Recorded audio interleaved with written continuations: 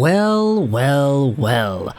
I think it's finally time to make one more update video, one final video on the season for this Montreal Canadiens. What was he, third round prospect? I almost forgot. Yes, second round prospect from the 2022 NHL Entry Draft. A guy whom we've dubbed the next Cole Caulfield, not because he is a 5'9" forward who scores a bunch of goals playing for Wisconsin, but because he is a very accessible video topic to go out there and exploit every single weekend. And that sounds so terrible of me to say. That's really dehumanizing. How could you talk about somebody and just call them an exploiting video topic machine? But you know what? That's sort of what this guy is. And the reason I say that is because he's so good, he's so talented, he has so many good things happening to him in his career with every passing point he gets, that every single weekend there are just more conversations to be having about this guy, thus making him pretty much Cole Caulfield 2.0, because Caulfield was a guy we would make a video literally every single weekend about because he'd score a hat trick every game, and it would add to just an incredible NCAA career that he ended up partaking in. Let's head over to the second round pick of Montreal, 62nd overall in 2022, Lane Hutson, and go over how his season has just ended with the Boston University Terriers, and how it was one for the ages, as you could very well debate that he had himself maybe even the best freshman season of all time. Okay, we'll slow down the hype train a little bit and just kind of go over the numbers, go over everything, and read some tweets for you. How about that? So, Lane Hutson, as everybody is aware, 19 years old, 5'10" now, so he's no longer 5'9", he's 5'10", he grew an inch, 161 pounds, a left-handed defenseman, born in February of 2004. He's a Michigan guy who's going to BU, and he was taken by the Habs in the 62nd overall spot. Last year, he played for the NTDP, where he was over a point per game as a blue liner, which is a feat that hasn't really been done all too much before. You take a look at all the guys that he bested out in terms of in terms of NTDP point per game scoring for draft-eligible defensemen. You could see that he was right up there with literally the best season the team had ever seen in Cam York. It's just for Cam York, he was playing on a team that was arguably the best junior team ever assembled, period, that you could really just say, okay, Hudson probably had a little bit more of a offensive touch to his game than York did. Gotta remember, York did play with Caulfield, he played with Hughes, he played with Turcotte, Boldy, Zegras, and Spencer Knight, so that team was just incredible. Lane Hutson unfortunately did not have a Caulfield or a Hughes or a Zegras to pass the puck to at that time. This season, though, he has wrapped up his NCAA freshman year. In 33 games played, he's got 12 goals, 31 assists, and 43 total points in the NCAA. And this is kind of how crazy things are, because if you go over to some of these tweets made, I wanted to go out there and give some big shout-outs to, firstly, Sebastian High. He does work for Dobber Prospects, and he's also the host of the Puck and Roll podcast. And, of course, I also wanted to talk about Hattie K, because Hattie always does really good work. I show off Hattie's tweets a lot on this YouTube channel. Going back to 1990-1991, not a single NCAA defenseman freshman has accomplished what Lane Hutson is doing this year. He now leads in both points and points per game. Already has an assist in his final game of the regular season with half the game to go. Insanity. You could see the chart attached. Lane Hutson amongst defenders in the NCAA who are in their freshman season since 1990-91 has a higher point per game number and regular point production number than Adam Fox, Quinn Hughes, Werenski, Patrick Wierkoch, Owen Power, Luke Hughes, Scott Morrow is on here too. So many just incredible names showcased here on this list, and Lane Hutson is doing better than all of them. Quinn Hughes was a top 10 pick. Zach Werenski, also a top pick. Owen Power was first overall, and Luke Hughes was fourth overall.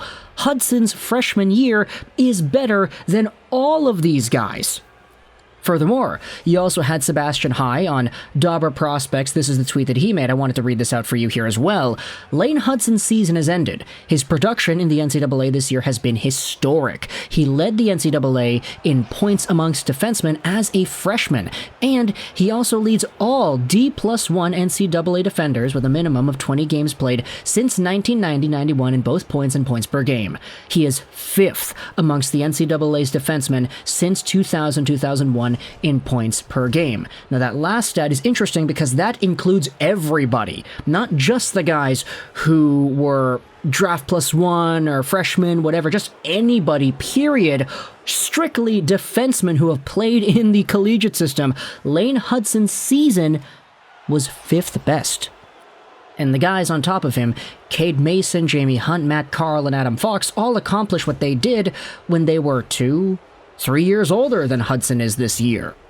He is doing better than guys like Brendan Smith did at age 20, Cale Makar did at age 20, Justin Schultz did at age 21. That's just kind of wild to me, is it not? Lane Hutson at 18 had a better season than Cale Makar had at 20 years old with UMass Amherst in the NCAA himself. Now, sure, Makar had more points, but he also had a much higher games played number. Lane Hutson's points per game blows Makar's out of the water. Same could be said about Schultz and everybody else who is down here in the NCAA who has participated as a defender. It doesn't showcase on this list, but if you just kind of do the math, okay, 2000, 2001, up until today in NCAA defending. Who else has been a defender in the NCAA who has played well in the NHL now? Okay, Charlie McAvoy's there, Werenski's there, Quinn Hughes is there, of course you got Owen Power and all the other guys there. Lane Hutson had a better 18-year-old year than these guys have had, period. Like, all-time NCAA performance out of guys like Quinn Hughes and everything. Lane Hutson's freshman 18-year-old year was better than all of them. They're not on this list for a reason because they're far down there. You'd have to scroll down to find these guys. And so it's kind of getting to an interesting point where we've sort of run out of things to say about Lane Hutson. We already made one video talking about how if you had hindsight included, you said, okay, Lane Hutson is going to be a guy who in 2022, 2023 puts up 43 points in 33 games played the season after being drafted. If you had that hindsight, you could very well make the debate that he should have gone somewhere at the very top of the draft. First overall, maybe? Of course, there's the entire argument that says if Lane Hutson was the size of my cell phone, you take my iPhone and you measure that out, if you add that length to Lane Hutson's overall height, he probably would have been a top 5 pick at the very least. The guy's overall production rivaled that of a bunch of players who are super good nowadays in the National Hockey League. And everybody was super low on him because he's 5'9", or he was 5'9", at least he's 5'10" now. And Montreal, being the team to take him, is so poetic because they've had such a good track record of small guys and undersized guys and guys who are too, they're too tiny to make an impact at the NHL level. But as we're seeing with Caulfield, that trend doesn't really matter. In fact, we've seen that trend be broken multiple times with guys like Brendan Gallagher, Paul Byron, Nick Suzuki even, you could say, might be thrown into that conversation too. I'll leave a link in the description, actually, to these tweets made by Hattie as well as Sebastian, because I know Sebastian had a whole bunch of highlights, or I think it was Hattie, actually. Yeah, excuse me. Hattie had a whole bunch of highlights posted of Lane Hutson's final game wherein he did get 2 assists, and just showcasing the pump fakes and the direction changes, the opening up of lanes. Lane Hutson, oh, I like that a lot. The opening up of passing lanes by Lane Hutson. It's kind of in his name, isn't it? He's a natural at doing this stuff. He's just so good.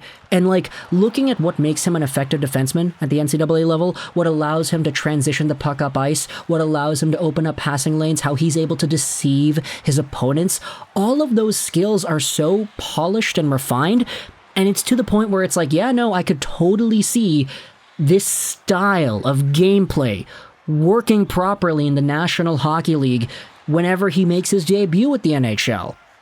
Now, I'm not going to go out there and dismiss the fact that he is a second-round pick taken 62nd overall, and sometimes guys taken there end up not becoming NHL players at all, but look, Lane Hutson outproduced a whole bunch of guys that are pretty good now in the NHL, and Adam Fox, Quinn Hughes, Werenski, Power, Luke Hughes, so I'm feeling more inclined to say that the likelihood that he does suit up in at least one NHL game is pretty gosh darn high. Knock on wood, though, anything happens to the guy, but let me know your thoughts in the comment section below about Lane Hutson and the performance he put on in 2022-2023.